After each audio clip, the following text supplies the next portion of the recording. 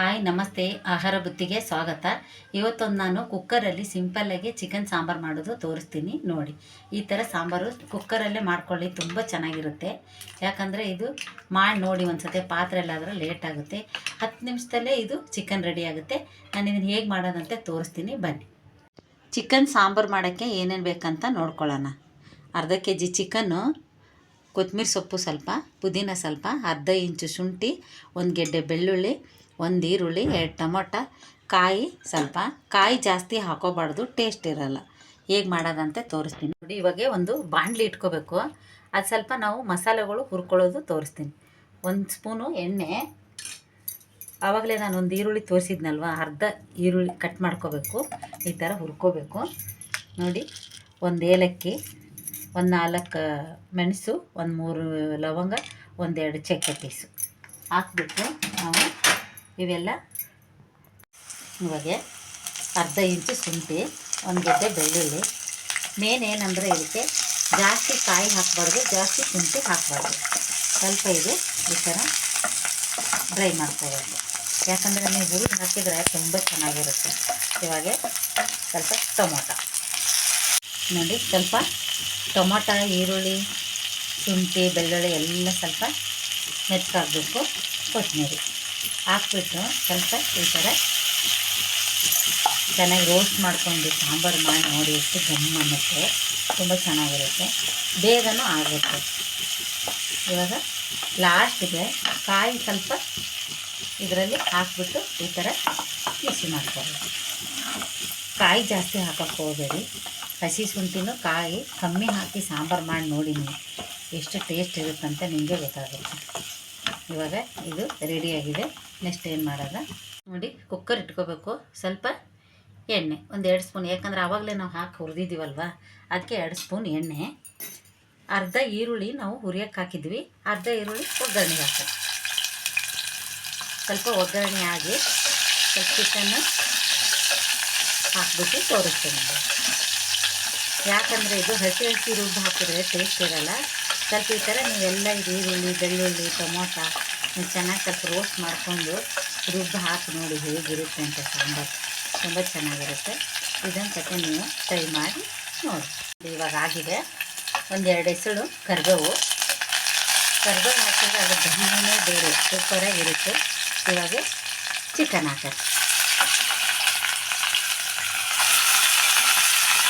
ಇವಾಗ chicken ಹಾಕಿದ್ದಾಯಿತು. 1 spoon ಅರಿಶಿನ ಪುಡಿ,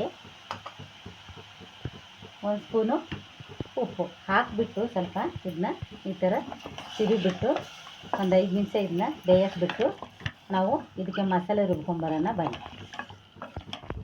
ನೋಡಿ. ಇವಾಗ ತಣ್ಣಗಾಗಿದೆ, ನಾವು ಇದನ್ನು ರುಬ್ಕೊಂಬರ್ತೀನಿ ನೋಡಿ. ಇವಾಗ ನಾನು ರುಬ್ಕೊಂಬಂದಿದ್ದೀನಿ. 1 2 ನಿಮಿಷ ಆಗಿದೆ ಚಿಕನ್ನು. ನಾನು ಡೈರೆಕ್ಟಿಗೆ ಕುಕ್ಕರಲ್ಲೇ ಮಾಡೋಕ್ಕೆ ಬೇಗ ಆಗಿಬಿಡುತ್ತೆ. ಪಾತ್ರೆಯಲ್ಲಾದರೆ ಲೇಟ್ ಆಗುತ್ತೆ, ಅದಕ್ಕೆ ನಾನು ಡೈರೆಕ್ಟಾಗಿ ಕುಕ್ಕರಲ್ಲಿ ಮಾಡಿಬಿಡ್ತೀನಿ. 1 ವಿಶಿಲ್ ಹಾಕಿದರೆ ಸಾಕು. ಈ ಸ್ವಲ್ಪ ನೀರು ಹಾಕಿ ತೊಳ್ಕೊಂಡ್ಬಿಡ್ತೀನಿ. ಮಸಾಲೆ ಹಾಕಿದ್ದಾಯಿತು ನೋಡಿ. ಇದನ್ನು ನಾನು ಮಟನ್ ಮಸಾಲ, ಚಿಕನ್ ಮಸಾಲ ಆಗಲಿ ನಾನೆಲ್ಲ ಮನೆಯಲ್ಲೇ ಮಾಡ್ಕೊಂಡಿರ್ತೀನಿ. ಇದು ಚಿಕನ್ ಮಸಾಲ ನಮ್ಮ ಮನೆಯಲ್ಲೇ ಸಾಂಬಾರು ಪುಡಿ ಮಾಡಿದ್ದೆ ನಾನು ಹಾಕ್ತಾಯಿದ್ದೀನಿ. 1 ಸ್ಪೂನು ಸಾಂಬಾರು ಪೌಡ್ರು, ಅರ್ಧ ಸ್ಪೂನು ಧನಿಯಾ. ಯಾಕಂದರೆ ನಾನು ಗರಂ ಮಸಾಲ ಹಾಕ್ತಾಯಿಲ್ಲ, ಚಕ್ಕೆ ಹಾಕಿರೋದಕ್ಕೆ ಗರಂ ಮಸಾಲ ಹಾಕಿರೋ ಅಷ್ಟೊಂದು ಟೇಸ್ಟ್ ಇರೋಲ್ಲ. ನೀವು ಬೇಕಾದ್ರೆ ಗರಂ ಮಸಾಲ ಹಾಕ್ಕೋಬೋದು.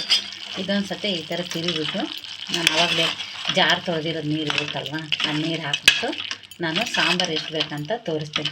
ನಿಮ್ಗೆ ಗಟ್ಟಿ ಬೇಕಾದ್ರೆ ಗಟ್ಟಿ ಮಾಡ್ಕೊಳ್ಳಿ, ಇಲ್ಲ ಸ್ವಲ್ಪ ತಿಳುಬೇಕಂದ್ರೆ ನೀವು ಸ್ವಲ್ಪ ಜಾಸ್ತಿ ನೀರು ಹಾಕ್ಕೊಂಡು ಮಾಡ್ಬೋದು.